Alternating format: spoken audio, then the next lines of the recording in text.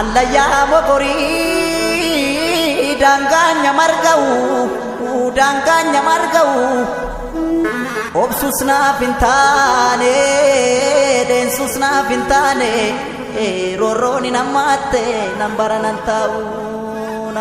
tau Intalan siyaasa obbo Jawaar Mohammadii fi obbo Baqqalaa Garbaadha guyyaa kaleessa mana murtii irratti waan dubbatanii fi wantoota jajjabootee Oromiyaa keessatti ammaan tana deemaa jiru haala siyaasaa wajjin wal qabsiisee mootummaan nafxanyaatu maal hojjechaa akka jiruu fi akkasumallee muummeen ministeera Dr. Abiy Ahmad yookaan Abiyyot Kaasaayidha shira inni xaxaa jiruu fi akkasumallee wantoota jajjaboo ta'anii ammaan tana deemaa jiran kan gurra isin buufnu tahaa qophii keenya adda arraan tanaa haasawaa xiinxalaan siyaasa obbo Jawaar Mohammad guyyaa kaleessaa taasiseen jalqabna. Obbo Jawaar Mohammad biyya tana waan haaraa tokkootu barame ajajni mana murtii hin kabajamu mirgi wabii eegamus namni hin hiikamu kun ammoo amantaa xinnoollee mana murtii irra akka hin qabaanne nama taasisa. Poolisiin federaalaa ajaja mana murtii diduudhaan poolisii Finfinneetu si barbaada jedhee dabarsee kenna yookaan hidhamaa bakka jijjiiruudhaan gara biraatti miliqfama. Achi booda ammoo poolisii Oromiyaa si barbaada poolisii Hararii poolisii Amaaraa jaanii itti fufan jechuudhaan dubbatee jira. Kun tooftaa ittiin federaalizimii sabdaneessaa kana fudhatama dhabsiisanii namni akka jibbu gochuudhaan caasaa poolisii qaanxee takka jalatti buluuf namni akka filatu taasisuudha. Mana murtiis fudhatama dhabsiisuudha. Dantaa siyaasaaf oolchuudha. Obbo Jawaar Mohammad itti dabaluudhaan gama biraatiin himannaas ta'e ragaan nurratti dhiyaataa jiru kijiba fakkeessaa fi ani ijoollummaan waanan biyyaa bahee dhiyoo deebi'eef magaalaa tana hedduu hin beeku garuu gaafa reeffa Haacaaluu hospitaalaa bahu ani hospitaalaa sin dhaqne hospitaala Phaawulos Jawaar seene jedhanii eessaa akka ta'e hin beeku makiinaa maqaasiituu hin beeyneen garuu amma seenee jira jechuudhaan himannaan na gubbattis himamaa jira. Makiinaa yaartiin seene jaanii tan himaa jiran san an waan akkamii akka taatellee hin beeku bakkaa fi sa'a ani hin jirretti ummanni na himatu kun kijiba ta'uu abbootiin alangaa tolchanii beeku kun kijiba adiidha. Warruma abbaa alangaatu waan gaafachiisu dhiiroodha eessatti eenyurratti himachuu dandeenya rakkoo guddaadha kun jechuudhaan dubbatanii jiru. Obbo Jawaar Mohammad itti dabaluudhaan anaa fi waahillan kootis wanni barbaadamnuuf ifa yakka osoo hin taane siyaasaadha. Nuti hidhamtoota siyaasaati warri mootummaa akkanumaan yeroo mana murtii qabeenya ummataa fi yeroo abukaattoo keenyaa qisaasu. Warri nu hidhuu barbaadu kun calliseetuma murtii siyaasaa kennanii gaafa das isaan jedhe filannoo booda nu baasuu isaaniif wayya jechuudhaan obbo Jawaar Mohammad dubbatanii jiru. Kan biraa ani WhatsAppiidhaan yeroo tokko qofaan maatii koo dubbisee jira. Ajajni mana murtiidhaa yeroo tokko qofaaf akka dubbisuu danda'u kenname jechuudhaan hin dhorgamee jira. Kanarratti ammoo torbaanitti yoo xinnaate yeroo 2 yookaan 3 akkanaa ta'u gaafachuun barbaada galatoomaa jechuudhaan xiinxalaan siyaasa obbo Jawaar Mohammad haasawa kanas godhanii jiru. Mana murtii kanarraa obbo Jawaar Mohammad amantaa akka hin qabnee fi akkasumallee gama kaaniin ammoo poolisii federaalaa irraa illee amantaa akka hin qabne dubbatanii jiru. Obbo Jawaar Mohammad kana caalaa as keessatti nu rakkisu irraa warri siyaasaa kun murtoo isaanitti tole dafanii murteessanii nuti as keessa teenye yoo ta'ellee ammoo booda irratti gaafa isaan filannoo gaggeessanii injifatan nu gallakkisuu danda'an jechuudhaan dubbatanii jiru.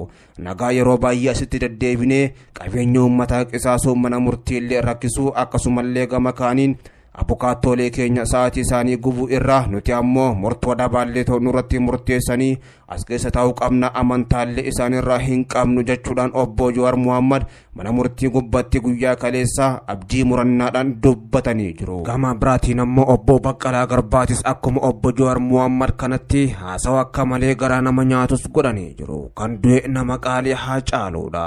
Namoonni beekamoon akkana yeroo ajjeefamanitti itti aanee mormii cimaan darbee ammoo hokkorri akka ka'uu malu beekamaadha.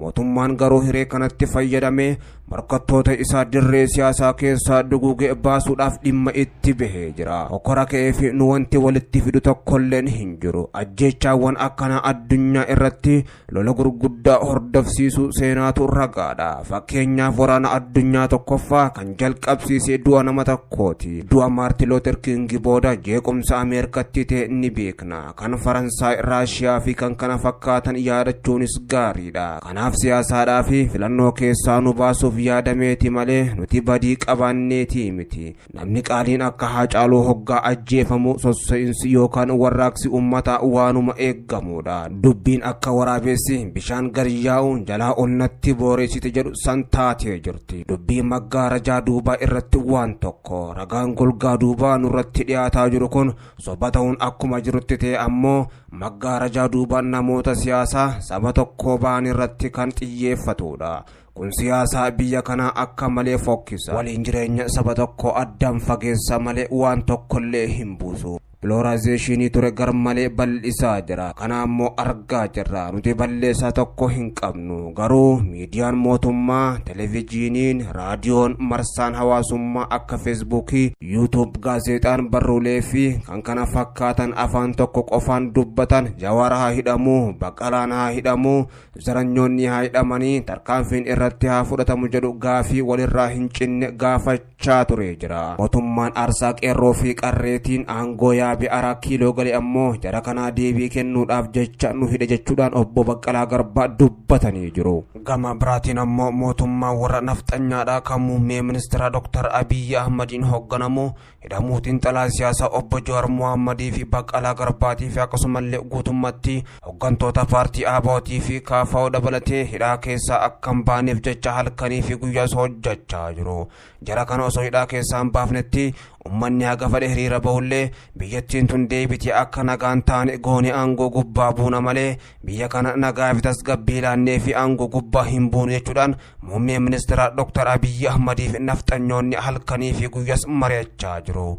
Abiyyot Kaasaaytii fi akkasumallee hooggantoonni isa jalatti argaman kan warra nafxanyaadha. Maqaa obbo Jawaar Mohammadii fi Baqqalaa Garbaatiin biyyattiin yoo tasgabbaa'uu baatte akka nagaan arganne goone kana booddee ammoo akka namoonni nu booda dhufanii aangoo qabatan illeen biyya kana tasgabbeessuu hin dandeenyetti addaan bittinneessine aangoo gallakkifna malee aangoo kana akka salphatti harka keenya keessaa baafne dabarsinee jaraaf hin laannu jechuudhaan halkanii fi guyyaa masaraa araa kiiloo keessatti shira adda addaa xaxaa jiru. Muummee ministeera Dr. Abiy Ahmadii fi warra nafxanyaadha yeroo addunyaan sagalee ummata Oromoo dhageesse gara ummata Oromootti gurraa fi ija deeffatte nafxanyootaa fi mootummaa Itoophiyaatti dugda galtee jirtu kanatti ammoo muummee ministeera Dr. Abiy Ahmad murannoo hamaa keessaas galee jira. Kana booddee falli jiru ummata kana humnaan harka kennachiisu humnaan kannachuu yoo baatan ammoo biyyattiin tun booddee akka nagaan arganne godhuudhaan biyya kana addaan diigee aangoo gallakkisuu malee furmaanni hin jiru jechuudhaan nafxanyootaa wajjin mari'achaa akka jirus iccitiin gabbahaa jirti. Haa ta'u malee muummeen ministeera Dr. Abiy Ahmad gara kutannaa badaa fi akkasumallee akka malee kanatti kan galaniif obbo Jawaar Mohammadii fi hidhamtoota siyaasaa Oromootiif ummanni Oromoo diyaasporaa biyya alaa fi biyya keessaa kan gaafa duraa isa deeggaraa ture isatti waan garagalanii fi akkasumallee gama kaaniin biyyoonni addunyaa gurguddoon isatti dugda galanii waan jiraniif jecha biyyattii tana ammoo abbaa irrummaa yookaan humnaan dhiitee bulchuu hin danda'u yoo ta'e ammoo biyyattii addaan bittinneessee aangoo gubbaa buudhaaf karoora adda addaa nafxanyootaa wajjin lafa kaayyachaa jiru. Haa ta'u malee muummeen ministeera Dr. Abiy Ahmad fi nafxanyoonni Itoophiyaa afaan tokko dubbattu aadaa tokkoo fi seenaa tokko gadhaabuudhaaf kan murteeffatanii turan abjuun san martinuu abjuun jirra taate hafaa jirti. Yeroo kanatti ammoo naannoo Oromiyaa keessatti hokkorri jabaan uumamuudhaan mootummaan biyya gaggeessaa jiru naannoo Oromiyaa keessatti waan deemaa jira waan tahaa jira yeroo kanattis quba hin qabu. Haa ta'u malee ummanni keenya ummanni Oromoodha yeroo kanatti ofiin of bulchaa kan jiru yoo ta'ellee mootummaan warra nafxanyaa kun halkanii fi guyyaa waraana isaanii itti babbaasuudhaan akka malee ummataas shororkeessaa jiru.